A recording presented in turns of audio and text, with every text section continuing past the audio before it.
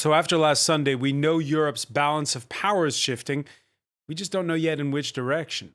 Horse trading on the agenda as leaders of the bloc met this Tuesday for an informal summit in Brussels after EU elections that for the first time ever failed to give a single voting bloc an outright majority. It's members of the European Parliament that have to confirm nominations to the European Commission.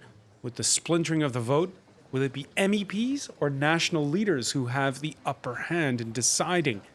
And then, of course, there's Germany, described in the past as the continent's reluctant hegemon. Berlin's no longer shy about flexing its muscle and now lays claim for the first time ever to the top job at the European Commission. The leader of the biggest bloc in the new parliament is a German, Manfred Weber of the centre-right EPP. He hails from the CSU, the Bavarian sister party of Angela Merkel's ruling Christian Democrats. But Emmanuel Macron wants no part of Weber, it seems. The new party of France's president is to sit with the liberals in the European Parliament. Now, will he play hardball? Just how frosty could relations between Macron and Merkel get now? And who gets to play kingmaker? With those liberals, will those liberals side with the socialists? And how about the Greens, who surged in Sunday's vote? Even far-right Eurosceptics claim that they can weigh on what's ahead after an EU election that saw the highest turnout in a quarter century, and where all sides will seem pretty fired up. Today in the France 24 debate, let the bargaining begin for the EU's top jobs. With us, Natalia Pouzireff, member of the French Parliament from Emmanuel Macron's La République En Marche party. Thank you for being with us. Good evening. Welcome back as well to Nito Galetti, Paris director of the Konrad Adenauer Foundation. Good evening. Nice to see you.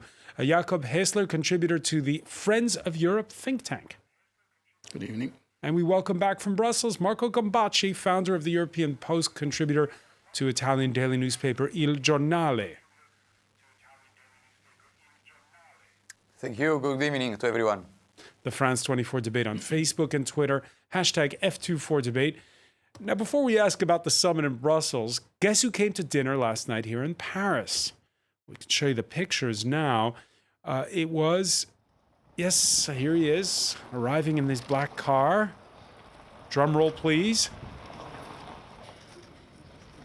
Ladies and gentlemen, the Prime Minister of Spain, Pedro Sanchez, dropping in on Emmanuel Macron, the socialist leader of Spain, bolstered by a win in Sunday's European elections. They're not from the same camp, Natalia Pouzireff, but what was that about? Why the dinner on the eve of this summit? Well, I think that anyway, negotiations have begun, actually. And it's important for the President Emmanuel Macron to talk about this nomination issues with, potential partners. And certainly Spain is because the vote was giving a good majority to the Spanish Prime Minister. So Spain is in a good position. The Spanish Prime Minister is has a kind of support from the population, so he's a important player and a possible partner in future decision to find out who will be the best profile to head the commission. Because we remember just a couple of years back when you had Matteo Renzi as Prime Minister of Italy. Italy was kind of the point man to balance off against the Germans. You'd often see Renzi and the French leader meeting, whether it was François Hollande or Emmanuel Macron. Is Pedro Sanchez poised to take up that role? Well, maybe, why not? He's very sympathetic and he likes Europe and he wants to work together with other European leaders. So why not coming to Paris? I think that's a good thing. But in your little introduction, you said that for the first time ever, Germans want to have the president of the Commission. I don't want to start this debate and correct you, but it was the first president of the Commission was Walter Hallstein. Oh, that's true. He was president of the Commission from 1958 until 1968, and there are some people. But it in wasn't, Germany, wasn't the same mode of election at the time for. No, not at all. But there are some people in Germany who think that after 50 years, it's time that a German will become the president of the Commission. So, but I think it's not the question of nationality, it's the question who becomes really the next president of Commission. Is it somebody from the parliament, or is it somebody who is elected by the heads of governments and of states? All right, just a reminder that up to now there'd been the precedent where it was the party that got the most votes that was able to basically forward the name of the Commission president. If you look at the previous parliament, the center-right EPP had an outright majority there and easily imposed Jean-Claude Juncker as president of the European Commission. Now it's all about deal-making, and the magic number this time around is 376, as in the number of MEPs needed to elect a boss at the Commission. As you can see, it's a much more splintered array when you look at that. Are we really in uncharted territory, Jakob Hessler? Well, I think it has been said before that because we're not talking only about one EU top job, we're talking about 5 top jobs that are being dismissed. It's the president of the Commission, it's the central bank, etc., etc. It has been compared to a Rubik's Cube, right? So where, in a way, you have to make all sides fit. The problem is that now it's as if you had a Rubik's Cube and you suddenly have a new color and a new dimension that you didn't really know before, and I think nobody really knows. The mechanics are still the same. They know horse trading, barter, so of course everyone before the negotiation will erect these impenetrable castles only to horse trade something for the nomination of the second or the third or the fourth. So in that sense, it's all like before. The question is, though, that the equilibria are not the same. And I think that points to the question, like, will the sort of the rule that had been established, will it be overridden or will it not be overridden? Will they respect the precedence of that rule, or will it say the new power is the power, and so you have to deal with the configuration, and so people barter? So up to now, it's been a word borrowed from German, Spitzenkandidat, which means that's the top leader of the party that gets the most votes. Is it a good thing to do away with that rule? I think in general, the rule, I'm not convinced the rule works in a setting where the biggest doesn't automatically have a majority. That's how the rule emerged. The idea, though, that the parliament has a more substantial say in the long run, I think, is a good one. And to say that the parliament and a process driven by parliament leads to the nomination of who is the commission president is, to me, a good thing. Marco Gambacci, right now it's the EU leaders sitting down amongst themselves. Is this going to be fleshed out between nations, or is it going to be fleshed out between the European Council and the Parliament? Right now, a few meters from me, there is the European Council, and right now they are deciding the procedure to get the president, to get the new name for the presidency of the European Commission. The fragmentation of the new European Parliament for sure reinforce the European Council, reinforce the member states. I would just tell you that Orban a few minutes ago said that he will never vote for Weber because he is not conservative enough. On the other side of the political spectrum, Tsipras, the Greek Prime Minister, said that he will not vote for Weber because he is too much conservative. Macron doesn't agree with the nomination of Weber because it's not his candidate. Macron wants to say his say in the nomination. So it means that technically speaking, the Spitzenkandidat system doesn't work. And this is the first thing that we learned from today. Macron put out some names a few days ago, some liberals' names. These names are Margaret Vestager, the Danish Commissioner for Competition.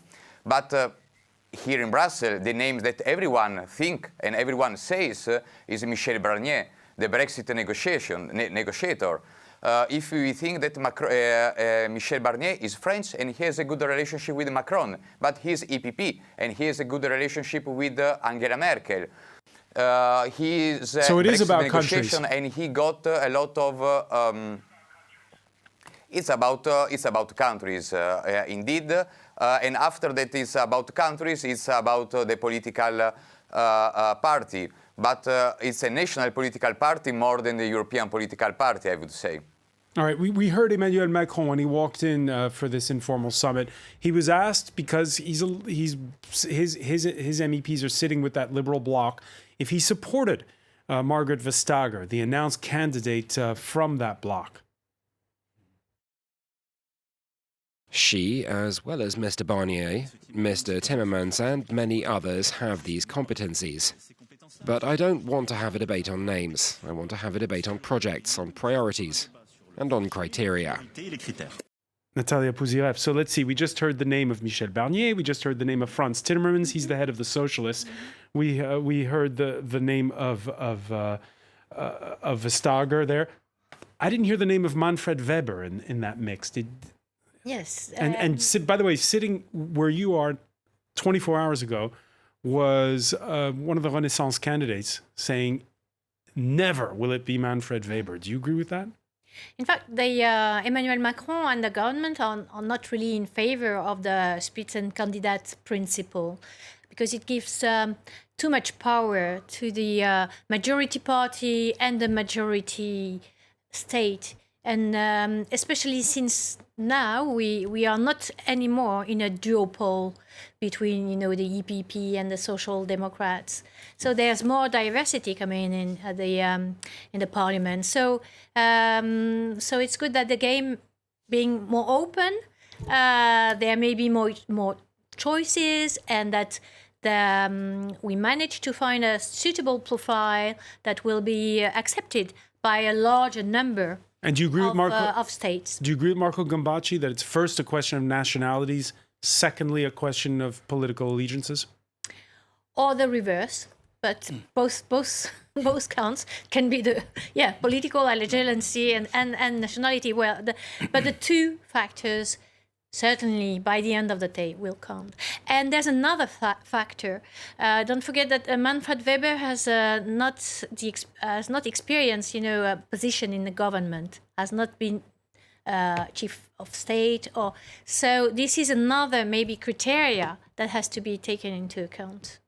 Nino Galetti, do you agree with what No, you not at all. I do not agree. Neither with Madame Pouzirev nor with Monsieur Gambacci, who has said that the Spitzenkandidat principle does not work. Well, negotiations have started today. So there are some few hours the negotiations work, and there somebody, a journalist, an analyst, says it does not work. I don't think that is severe. And you have to see that the EPP is the biggest party. There were some losses, yes, but it's still the biggest party, and Manfred Weber is the Spitzenkandidat, the head of this party. So we will see if he can manage the situation or not. You have to build now coalitions. And like the word Spitzenkandidat is a German word, so the principle is a German one. We know in Germany the coalitions, and that's a thing which is really normal to us. Normal to you? First of all, the point that Natalia just made, that Manfred Weber perhaps is not as qualified as some of his potential rivals because of the fact that he hasn't held a government post. Well, just to explain you, in Germany we had some chancellors who were before just the leaders of the opposition, and they haven't been ministers. Why not? Manfred Weber has a lot of experience in the European Parliament. Why not trying the situation with him? Is there?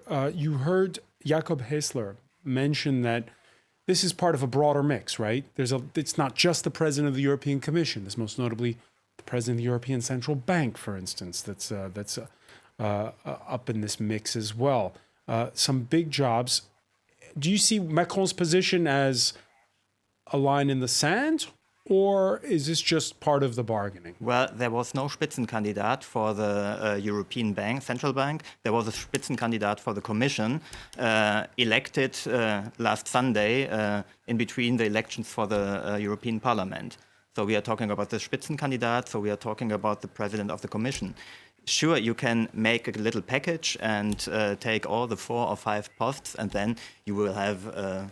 That's what horse trading is. Yeah, sure. And so But that's politics. Right. It's normal. And at the end of That's the what day, they are doing in Brussels. at the end of the day, Marco Gambacci, how will it end? No, I'm wondering what he said about the Spitzenkandidat as a process, even if an EPP member like Viktor Orban said that he will not vote for Manfred Weber. I'm really wondering how it's possible to say the Spitzenkandidat is working as a system. Macron, in this moment, Macron is the kingmaker, because it's Macron that, without Macron, without the liberals of Macron, no one has the majority. Well, let me correct, the socialist and the EPP cannot form other majority. So I think that the name has to be a compromise. And the compromise, of course, is between the liberals, the socialists, and the EPP. Macron has already said that he doesn't want Weber. So all the other names are on plate, but I think that Weber is out as a name.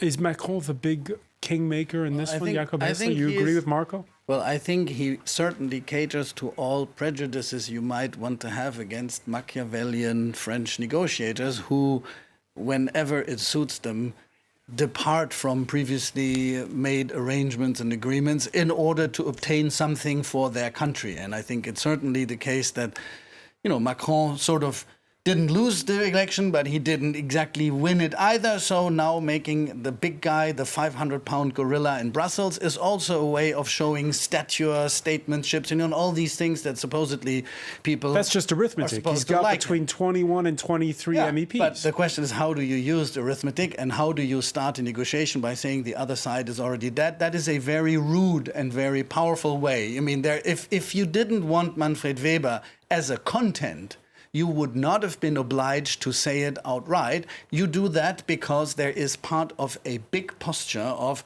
I'm the 500-pound gorilla. I know I'm now the kingmaker because I'm coming with my 20 new MEPs, and I'm going to show you all how the president of France is really, really the boss, and I'm not going to leave it to the Germans because that can't be. When we come back, we're going to see how this impacts the Franco-German couple. Stay with us. You're watching the France 24 debate.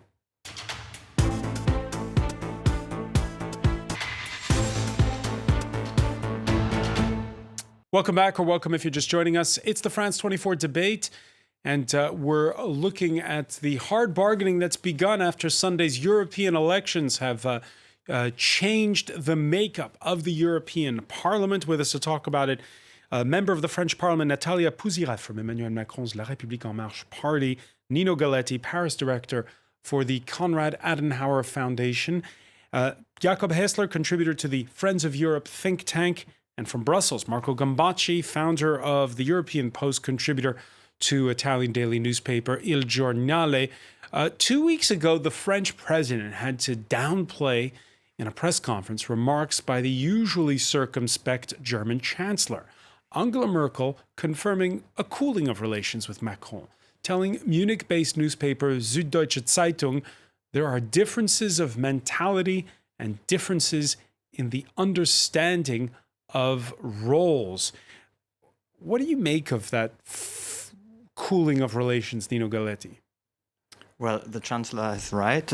She described something which everybody knows who is working in the Franco-Allemand. French and Germans are different. And we have to work on this all day.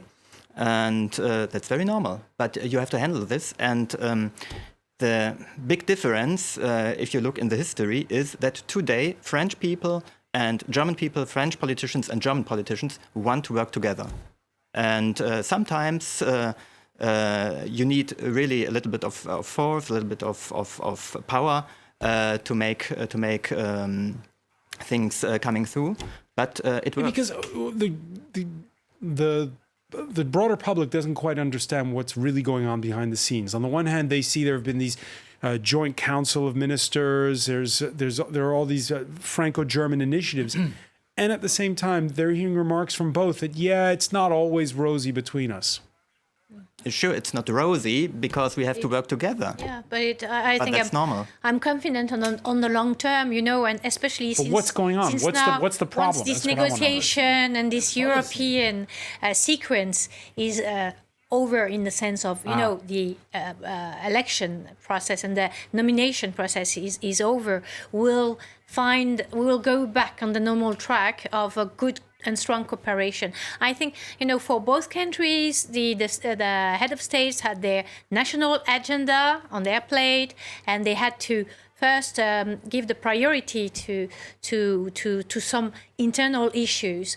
But I'm quite confident that it will go back to as usual. I'll say that the relationship is good and it works. Will it go back to what it was before Jakob Hessler? If there's a bloody battle over the No, I don't think there's never going back. I think that we have to recognize differences in mentalities that we deal with.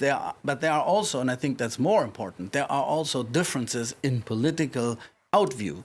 And I think when President Macron was elected, he had a much more ambitious program for reforming the European Union. And one has to say that the Germans mostly are responsible for the fact that he really didn't get through with it. So there is, this as always, you can't just say there's one bad guy or one. It's a game of give and take. And I think in the negotiation about what is the ambition for the way Europe evolves, Germany has been putting the brakes on in terms of having a common budget, having a common financing mechanisms, all things which Macron, in a very pro-European integrationist perspective, has proposed. And so now the Germans say, and now we want the top job. Well, and it's a game that's, I think, though, that yes, it will go back to where it is already today, which is these are two countries that are too close to fail and that negotiate every day on the things that happen. I'm German, I'm in Paris, my wife is French, I do it every day. Yeah. Nino Galletti, Workable. the momentum in these elections was clear. It was people voted for parties that either wanted a lot less Europe or a lot more Europe. This kind of Brussels fudges that we've had up to now when it comes to reform and the ones that Emmanuel Macron had spelled out in that speech at the Sorbonne after he was elected that aren't really happening. Is there the chance that there's going to be a missed opportunity here? No, not at all. As you told us, some parties wanted less Europe, some parties wanted more Europe, but all wanted Europe. And I found it very interesting that even the populist parties talked and spoke about Europe. That was something new. Marco Gambacci, what kind of relationship can we see if there are problems between Paris and Berlin? Do you agree with the panelists here, first of all, that it's just a passing storm due to the elections and that it'll soon be back to normal? No, that's simply the European Union. The European Union is a continuous national interest political fight. There is Berlin fighting with Paris. There is Rome fighting with Paris. There was London fighting with Madrid, for example. So it's always national interest dictating the European political agenda.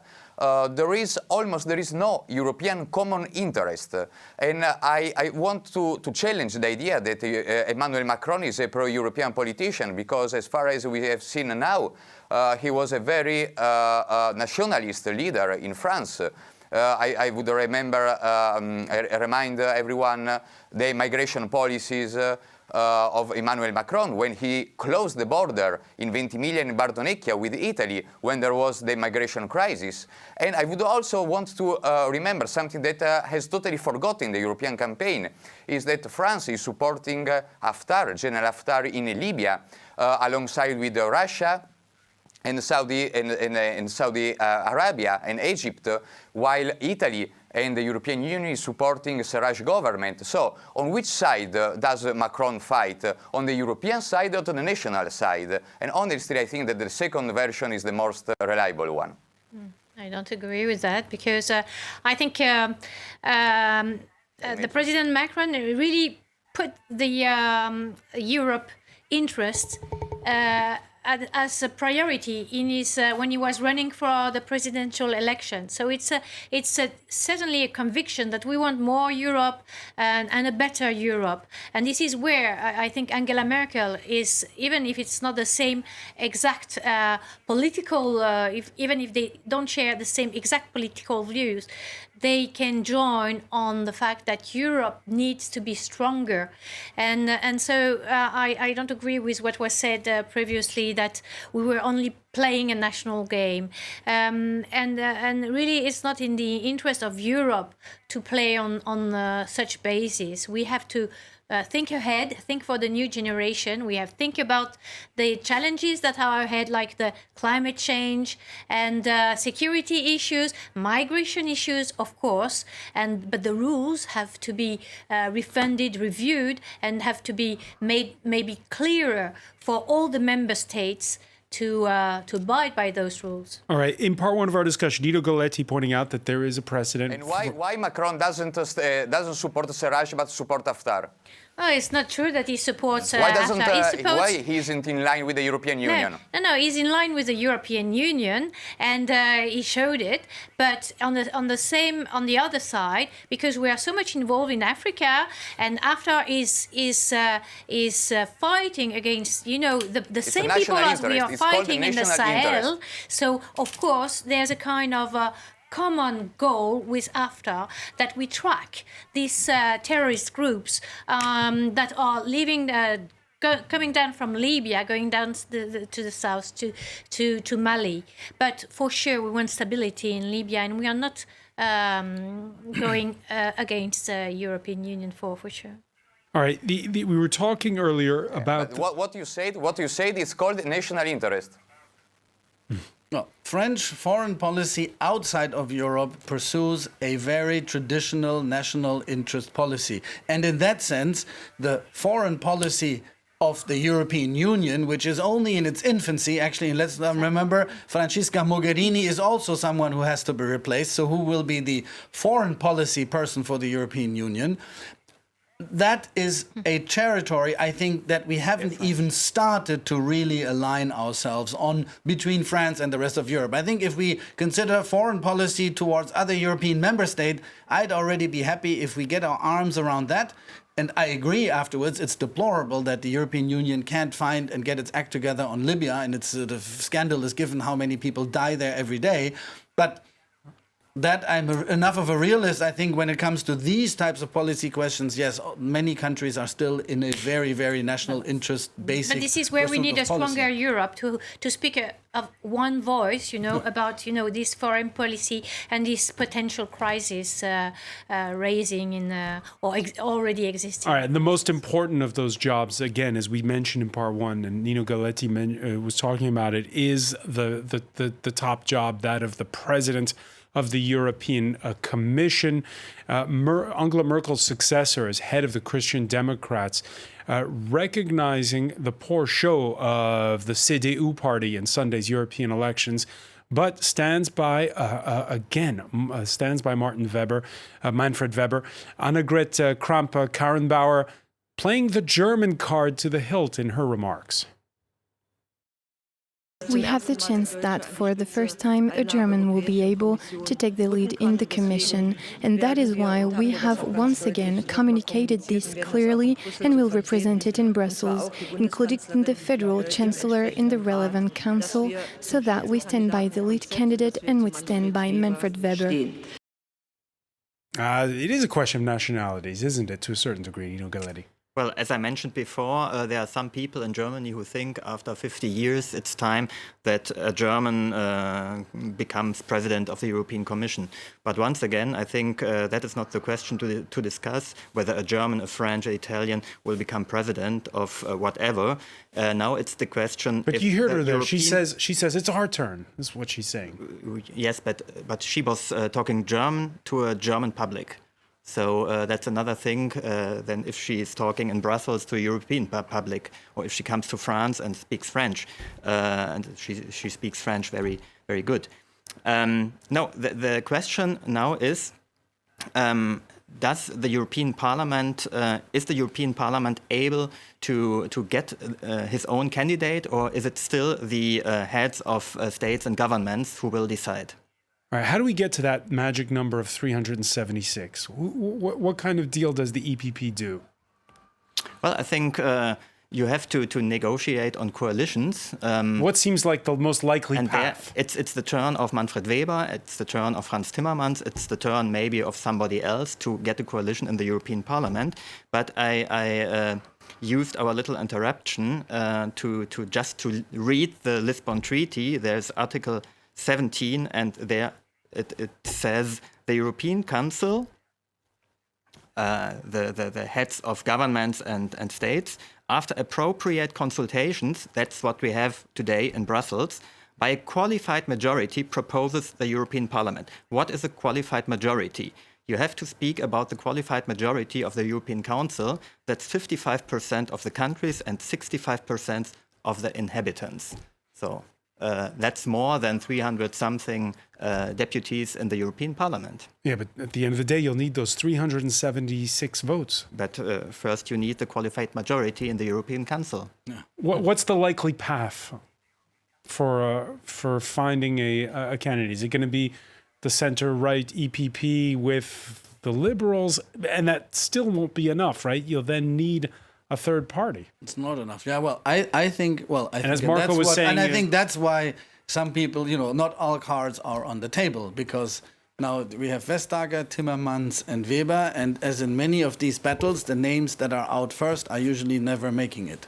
So, because they will be killing each other off, and then you'll have a joker who has a completely orthogonal profile, and that's where Michel Barnier comes in. Because he is, on the one hand, on the right political constellation, but he's French, he has the executive experience, and yet it would be very hard to accept him, given the fact that it would be diametrically opposed to the German candidate that, in the minds of the people, they feel they are entitled to. Yet, and if then that gives too much of a conflict, then it might even be someone completely out, like in the way Theresa May became prime minister in the UK, right?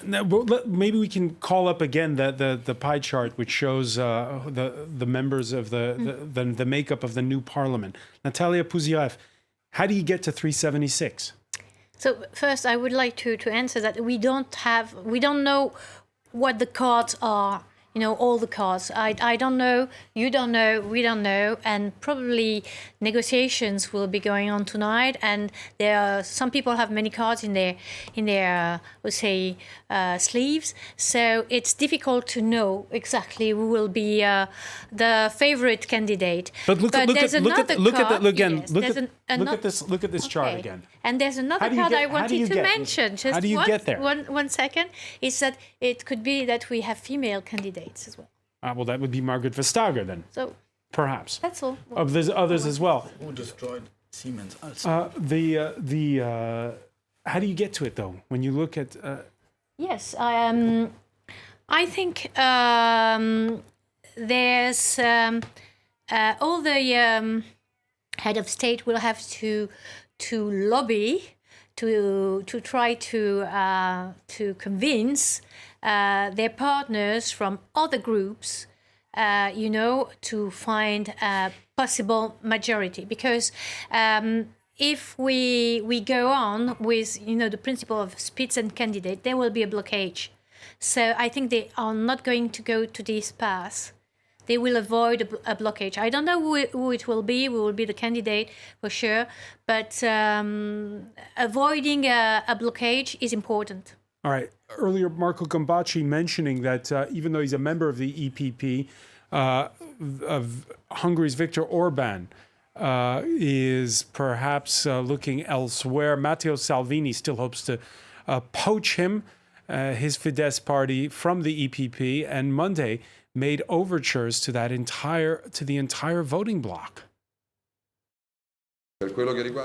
As far as balances in the European Parliament are concerned, we will see if the People's Party is stubbornly continuing to turn to the left, or rather if within the family of this party and the Conservatives there will be an attempt to change the political orientation. So you had in the past, right, Marco Gambacci, Salvini in a coalition with Silvio Berlusconi, who's a member now as an elected, he's going to the European Parliament as a member of the EPP. Do you really think it's possible that there could be a nationalist EPP alliance in the future?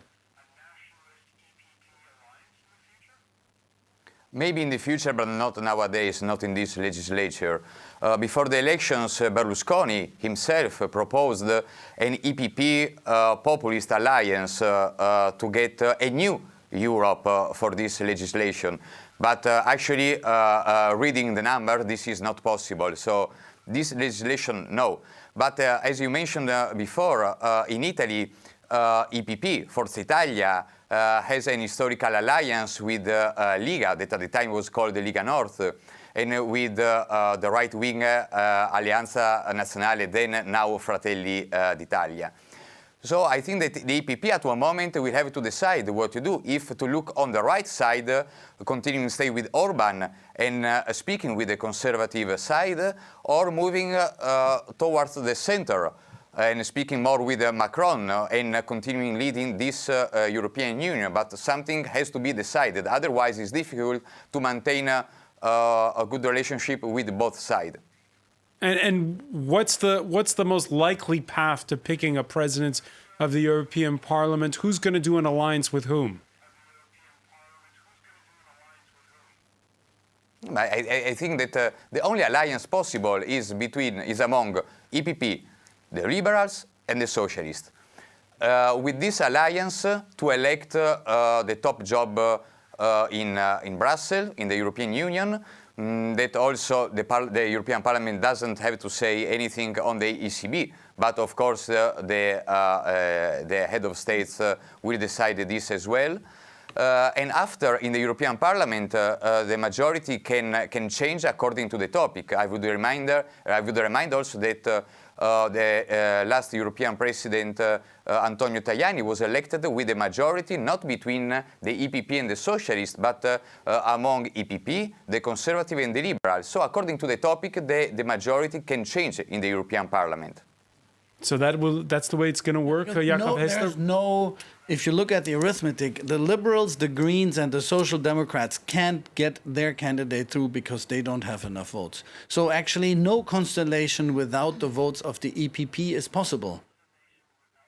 Now, there you are. And I think that's where the question is, will they be, who will break the deadlock and what will be the magic? I don't know. We're not sitting there.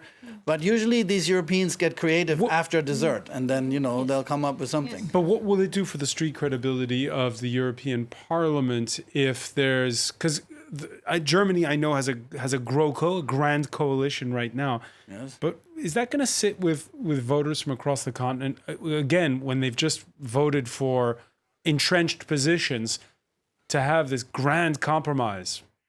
Well, I think, contrary to most countries, this is a much more transparent process. Do you know how the central bank governor of France or the one of Germany, Bundesbank, gets not? No. So in a certain way, I think we need to say this is a much more transparent process. So obviously, when it's more transparent, you get some more of the dirty laundry.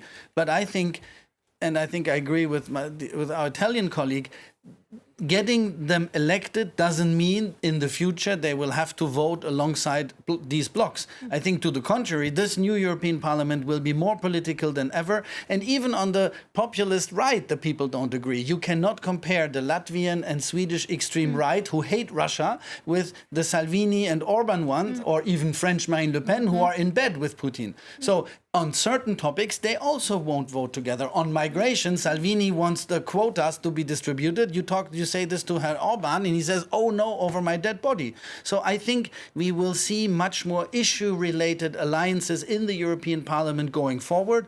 We just need to now break the deadlock and get these people on there. And will it be a more powerful European Parliament? If they get their 376 votes, that would be a strong signal, and that if they get voted, their president, their candidate for the presidency of the Commission, yes. And how so? Because again, if it's splintered in the way that Jakob has described, why will it be more powerful? It would be more powerful because a majority of the European Parliament has shown that they are capable to get the president of the Commission elected. And it should be, because it's more open, it should be a more democratic parliament as well. And with other groups, the smaller groups, not as marginalized as they were. So this, in a way, can reinforce the parliament. And then I think there are some issues where there will be more initiative coming from the parliament. At least this is something that we have proposed, that on some topics the parliament can pass some bill or have issue some bills to be passed. So no, I think it should be a stronger parliament. So let me ask you, as the French woman here in the room here, this idea of ad hoc coalitions, of doing deals across party lines, it's not really the French way, is it? France, you first pick the leader and then you agree on what the program is.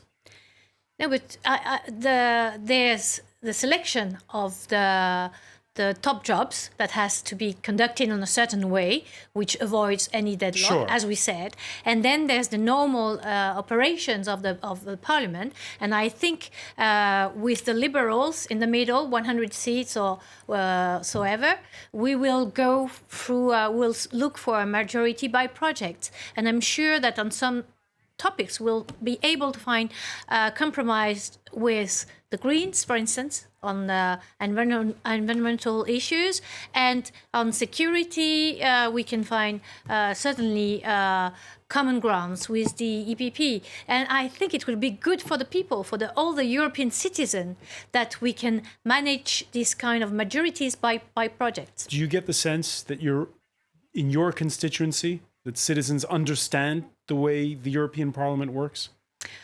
Well, the whole institution are a bit not easy to understand for the citizens. Some, of course, do, but I think we need to make sure that in our schools everywhere across Europe, our children will get more information about how Europe does operate. For the time being, I'm not sure they know about it, but I think it works on the European Parliament works on a compromise basis, all the institution, and the biggest difficulty the French citizen perceive is that it's difficult to find an agreement, to make a decision, because it's based on a compromise. So we have to explain that yes, we can live with that, and we are going to be more efficient on the decision making. Do citizens want compromise, or do they want more entrenched positions? Jakob Hessler. Well, I think we are witnessing a split. And in that sense, President Macron, Marine Le Pen, you look to the UK, the population is split. There's about 25 in the UK case, 35% of the population. They can only be contented with the clear cut, even if it's, as they some have said, even if it's economically not beneficial, at least it's clear and clean. And then there are these others who are more realistic, and they are more of the silent, for now, majority. And what this election has shown, though, is that when they feel that their interests are at stake, they go out and vote, which is what we have seen, the surge in voting. And in that sense, it makes me optimist that the citizens are taking ownership of Europe, and that's a good thing. All right, Jakob Hessler, I want to thank you. I want to thank as well Natalia Puzirev, Nino Galetti, Marco Gambacci for being with us from Brussels. Thank you for joining us here in the France 24 debate.